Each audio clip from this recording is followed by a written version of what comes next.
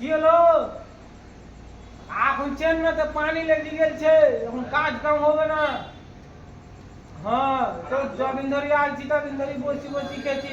ঠিকাদার শুধু সাইডে আসে না, ঠিকাদার এখনো সাইডে আসে না, পয়সাও দিলে না, খাবারও পয়সা নাই। আর তোর আমি কি করি, পয়সা ছাড়বো রে? হ্যাঁ ওই আইনি চালা, হ্যাঁ ওই আইনি চালা, আমি দেখছি দাঁড়া। সরকার আর ভালো লাগে না, আমি বাড়ি চলে যাবো, বাড়িও যেতে পারি না, কি যে করবো মারা। কি হয়েছে রে তুমি? আর কি ভাবছো? ভুলিও না, বুঝছো আমার অসুবিধা খুব। আমার ঠিকাদারকে ফোন করছি, ঠিকাদার ফোনও তোলে না, জানো। 80 বার করে ফোন করছি, দাদা আমার বাড়িতে অসুবিধা খুব, পয়সারও দরকার খুব। কি আছে ঠিকাদার পয়সা দিবে না?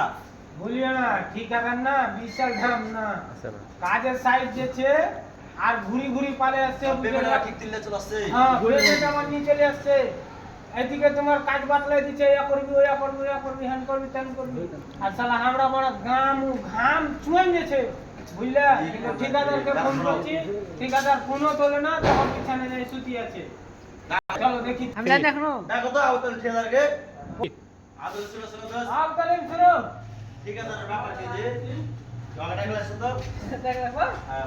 তুমি আসবে না, আচ্ছা দেখো তো সুবিধা আছে ডাকলেছো। কথা বলছি শুনতে পাই না, জানো। এটা দেখো তো ঠিকাদার, হ্যাঁ দেখি এসো। বন্ধ।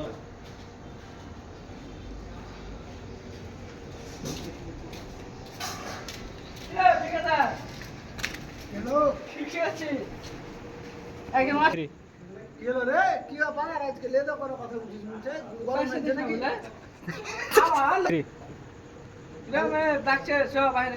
হ্যাঁ ঠিক আছে, চল দেখছি।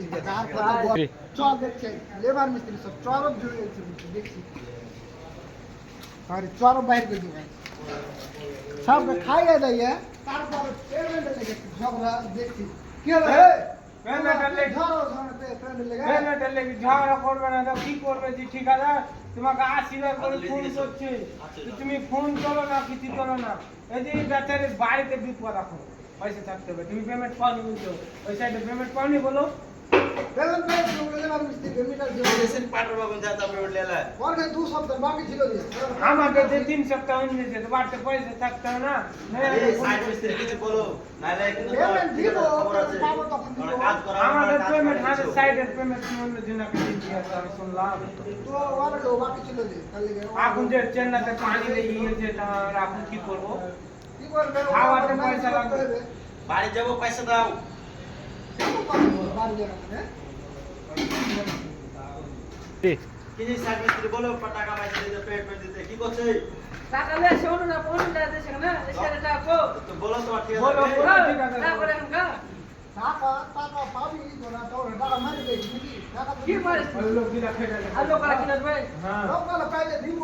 কতদিন টাইম দে? বলো বাড়ি যাবে। বাজে কাল বাজে বল কাল বাজে। ঠিকাদার কত কাজ করলে সব পয়সা লাগবে। তোমরা কেমন কথা বলছো? হে না না, পয়সা লাগবে, আমরা কাজ এই বা ঠিক আছে তো ভালো পয়সা লাগবে।